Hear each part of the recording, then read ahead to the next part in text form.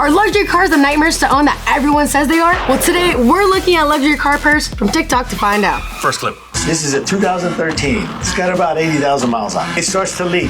Fortunately, you have to take all this down to be able to replace the cover. Typical for a Porsche. Yeah, totally. You have to replace all the worn out, the railing. Typical any car, 80,000 miles? And you'll find other. Yeah, I feel like you do start getting a little bit of valve cover leakage, you know? It'll take about 40 hours to do. And it's going to run around. Or we call it cam carriers for Audis. Hard drive, wonderful. Yeah, but we don't. Well, it depends. Some of them have it. I mean, check. I'm looking at this and I think that's typical. Great German engineering. Motor has to come out to do valve covers. Come on. Porsche techs are a different breed because of this, you know? It totally is. Those are the kind of guys that, even me, if someone comes up to me and is like, hey man, we gotta drive the engine, I'm like, okay. A Porsche tech, they're like, all right, that's it, cool. And they get right to it. Yeah, I mean, some Porsches, you have to take this thing out to put spark plugs in it, you know? Yeah, totally, dude. I mean, simple little repairs. I've seen Porsches have to get the whole engine dropped, and I look at this. Does it suck for anyone else? Absolutely. This Porsche tech's probably making money. He's making real money. Mm-hmm. It's a lot of work for 16K. 16, let's see, you're dropping the engine, you're removing the valve covers. You also have to remove the timing chain cover. Yeah, you totally see it, which is just crazy. Why would you take the timing chain cover off to do valve cover gaskets? They're probably both leaking and because it's German. Yeah. That's literally why. On a typical Japanese car, a V6, like we were talking about too, most of them, you don't need to take the engine out. Yeah. I mean, like a V6, and we'd have to take the intake manifold off to get to the back valve cover because they're sideways. Still, it's only like 4 hours. Yeah. I mean, a typical valve cover is not gonna put you through this much hassle. Not at all. But hey, if you bought a Porsche, you know what you're getting yourself into. For those of you guys who don't know, I'm Steph, and I was an Audi tech for 3 years before coming on Donut. And I'm Paul, and I came from the dealer, Lexus. Now I own my own shop, and all I do is Lexus and Toyota. Oh, that's lit. So, I mean, we know a thing or two about luxury vehicles. Next clip. How much is an oil change on a Bugatti? $3 to $4 grand. Now, an annual service, which has a lot more things, is like 20. There are independents that are getting into the space that are making it less expensive to do certain things. Okay. There's a lot of parts that can fairly easily be rebuilt. My front axles are leaking grease a little bit. I can get those rebuilt rather than buying new ones for $30,000. The tires are still a thing. The tires are $45,000. Oh my gosh. A bit old and a bit worn out. A lot of people take them off the cars when they're too old and they buy new ones because these are owned by far richer people than me. I think I'm the world's poorest Bugatti owner, and I'm very pleased to keep that title. And so there's workarounds for this stuff, but most significantly, I mean, all my cars can be expensive to maintain, but as long as the values trend in the right directions, it eventually offsets it. You may end up having to put a lot of money on a credit card once in a while. Oh my gosh. Putting money on my credit card makes me anxious. I do not like that. I do not like credit card debt. All right, he said something very interesting to me, Paul. He said that, you know, now we're getting a lot more independent shops that are coming out that are going ahead and taking on these luxury vehicle jobs, but doing it a little bit cheaper. Have you kind of noticed this trend? Oh yeah, I mean, it's definitely, I mean, everybody, they're trying to get a piece of the pie, but most of these guys all left the dealer, so they know the car already. Exactly. They left the dealer and opened their own shop. I know guys that work on Bugattis on the side. Dope. You know, and they came from the dealer though, because otherwise I wouldn't touch one. I mean, I'm right there in the same boat. If somebody brings me a Bugatti, I'm gonna be like, I don't know what I'm doing, bro. Yeah. Take that away from me. I don't even want to touch it. I'm gonna get my little grease prints on it, and I'm already gonna feel bad. Thanks to today's sponsor, WD-40 brand, and their WD-40 Specialist Silicone and WD-40 Specialist Contact Cleaner products for making our work in the garage that much easier. WD-40 Specialist Silicone is great for use on a wide range of surfaces, from metal to rubber, vinyl, and plastic. It leaves a clear film that doesn't stain, attract dirt, and resist dirt and debris while protecting against wear and tear. It's great on delicate parts under the hood to prevent cracking, and it also resists water and protects exterior parts from rust, helping them last longer. Apply it to your suspension, joints, or other moving parts to elongate their life. Then, if you want your car's electrical system in tip-top shape, apply WD-40 Specialist Contact Cleaner. It's great for removing oil, dirt, and condensation from sensitive electrical equipment. It doesn't leave any residue, and it dries quickly, making it ideal for your battery's terminals, headlight connections, or any electrical switches and controls on your car. If you want to protect your car's most sensitive parts, check out WD-40 Specialist Silicone and WD-40 Specialist Contact Cleaner. Click the link below to learn more.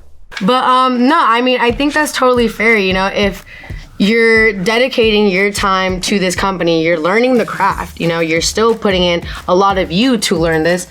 At the end of it, if you want to quit, start your own shop, make a little bit more money based off of the knowledge that you've gained and you've earned, why not? Yeah, man, that's exactly what I did. I mean, I worked for the dealer for 20 years and then left and opened my own shop, so. And now you're the proud owner of Lextech. Yeah. See, dude? Paul is the stunning example right here, guys. This could be you. This is the new trend. I want to see the next clip. Here's how I lost my BMW M3 G80. So customer had this car. This is a rear-wheel drive M3, so he was doing burnouts, flattened out the tires completely. Then he continued to drive in the rain, causing him to lose control and total the car.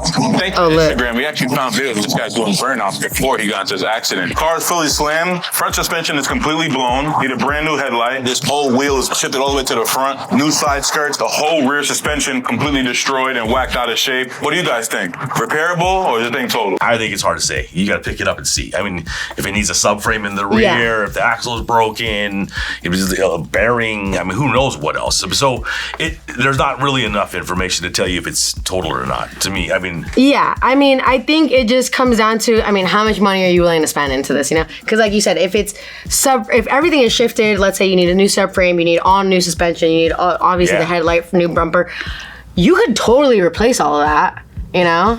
But how much money are you gonna, you know, spend on this? That's the easiest way to figure out total. I mean, to me, is the value of the car, easy numbers, let's say it's worth 50 grand. If you're gonna put 25 grand to it, that's kind of where my cap is. Like, I mean, half the value of the car to make it worth your while. Unless if you're just super attached and you love this and this is your baby, I've done dumber I mean, listen, I cannot talk. I have cars that don't even run that I refuse to get rid of, so I cannot talk. I've bought cars for $800 and put 10 grand into them. You're like, this is stupid. Listen, Paul, I can get behind that. Yeah. I can. It really just comes down to the owner of the car, man. You got the money to spend it. If you don't care and you want to part it out, you can make a little bit of money back, you know? Yeah. Man, get this out of my face. Let me see the next clip. Oh. Why would he keep driving it? That's crazy. Just get a tow truck, bro. Oh, it's stolen. Oh, if maybe. It's stolen, I'd drive it too. Yeah, if it's stolen, I mean, yeah, you gotta do what you gotta do to get it back, right? Part that out after. I've gotten my piece of cars towed for far less than that, you know? So it just pains me to see this Ferrari just limping on its last legs, and this dude is not making him rest. They're like, I got more money, who cares? I'm gonna see how far it gets me. I don't want to go. I guess right? That is true, right? I guess if there's like low-key dumb people that are broke, there's also dumb people that are rich. Yeah. What's ballpark spit take on how expensive you think? I don't even want to guess. But because it's a Ferrari, just double the price tag or triple the price tag. Yeah. It's got to be 50, 60K easy. 50, 60K, that's at the minimum for us. Yeah, I think so too. We'll go up to, I'll go up to 100K, honestly, because like that whole front end is totally messed. The tire is not you saw round You saw that? Yeah, you saw it like wobbling. Oh, yeah. This dude's damage is worth a car. Yeah. A whole brand new car. Oh, for sure. Get the rich out of my face, please. Let me see the next clip. Oh, no. Oh, that's rad. Oh, my God. Was he in the car? Was there someone in it? Is there? I don't think so. I can't tell. Oh, my God. Not the Jaguar. That is my worst nightmare ever. I don't know. I'm not going to ever tow a car, so I don't give a shit. But that's what I'm saying. Like, what if you need to get your car towed? Oh, my car fell off? Oh, yeah, I'd be pretty pissed. That'd be, yeah. That's my worst nightmare. Because, like, what do you do after that, bro? You filed an insurance claim, but your car is gone. Like, that thing's fixable. It's fixable, but for how? I'm not gonna be able to like drive that car right away. No, you're not. Yeah, I'm gonna have to wait a few months for the parts to come in. They probably don't have the parts in stock at the dealership, so I'm gonna have to wait a few months. And now I'm gonna be Jaguarless. This is horrible, bro. And my truck is Hey. Double whammy. It is only for you. For everybody else, it's hilarious. Oh my gosh. Yeah, this is scary. This is very real. I feel like I've seen a lot of videos like this. Yeah. I watch a bunch of dumb videos too, so this is about what I see. Yeah, like you said, it's funny for everyone else, but It's funny for everybody else. the tow truck driver is probably not having a good day, and neither is that owner. Next clip. Audi A6, let's get to the point. People are like, get to the point. Audi A6, it's getting a fuel pump in it. There's TSPs on this for this part in hot climates, which we have. What can happen is this can cause the car to vapor lock, which I honestly can tell you, I have not seen vapor lock cars or even a manufacturer even say something about vapor lock cars since the 80s when we had mechanical fuel pumps. But it was a thing back then, and evidently it's a thing on this vehicle, and we definitely fit in the realm of when this could happen. This is going to keep it from vapor locking. Basically, I guess going to purge the air out of it. $1,100. So that's a TSB they're doing. And I follow this guy too. He's not at the dealer. This guy owns his own shop. Okay. But have you ever seen that? I don't know. I have never seen that, and I've never done that. I've never even had an Audi come in with vapor lock. You know. Yeah. I've done fuel pumps on them and stuff, but never that. Yeah, I don't. It's not really an issue that is too common, I'd say. But I will admit, I have seen some goofy little like plastic parts that are insanely expensive. Yeah, $1,100. There's all kinds of parts that are insanely expensive for what they are. Yeah, totally. No. This is just one of them. Yeah, I can't believe $1,100 for a piece of plastic. Yeah. And then on top of that, I bet you they probably don't have it in stock, so it's on back order. And you have to order, and it has to come from Germany, so now your car has to sit there for a while because they won't release it to you because now it's a safety liability. So either you're stuck in a loaner or you're walking everywhere. So let's stop bullshit. Get on to the next one. We're doing a brake job on a BMW 340, all OEM parts here. All OEM BMW parts. Just these parts were $2,800, not far off of $3,000. So yeah, I believe that. Very expensive. I hear that, and I'm not even fazed or shocked by that. They should be more than that. On any sort of like higher trim RS model, you're getting into like RS6s, you're getting into like S8s.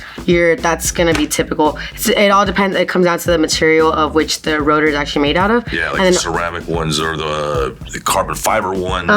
Over $1,000 each. Exactly. And I mean, one thing that I have noticed especially with European like rotors and stuff, is that you can't necessarily turn them, resurface them. You can't resurface them. The material is too fragile, and they're very prone to like warpage. It just doesn't make sense. The tolerances are so little that even if you do resurface, you're gonna be outside of the tolerance. Yeah, I don't know, but all European dealers don't even have a brake lathe, right? They don't. Yeah, we had one at Audi, but it was literally in the back of the shop, and it was dusty, and no one ever used it. Yeah. But I mean, this is typical. I mean, you're getting into a performance vehicle. You kind of have to factor in the maintenance that comes with it, and especially wear items like this, dude. Because I mean, I know me. If I got a BMW, if I got an M3, I'm stepping on that and I'm braking just as quick. Yeah. So I'm gonna need to get some new rotors pretty quickly, you know.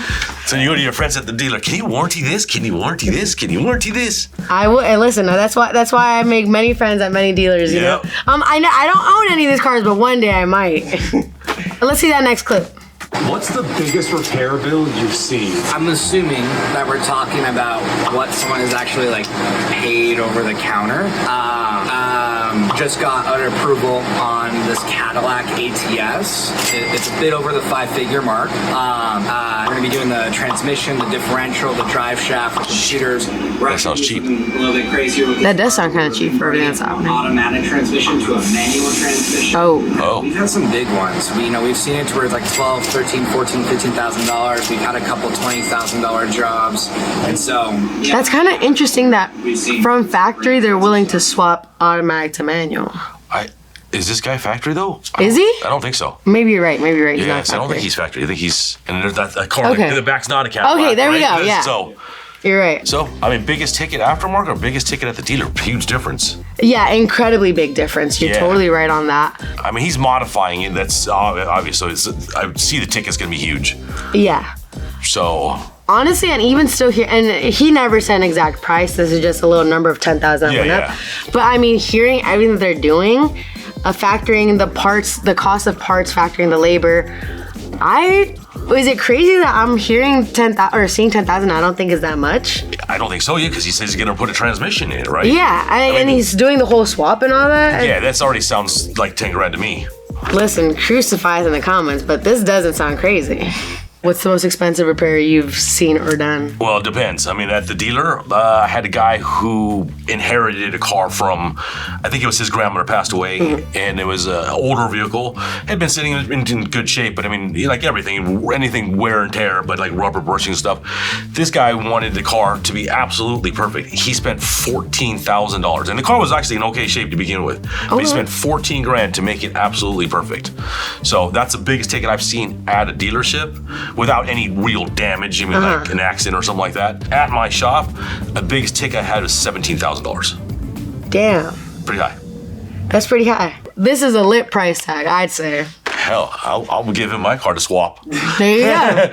I like this so much, I want to see the next clip. All right, so if you're into cars or have a car, tell me what is your most expensive repair bill?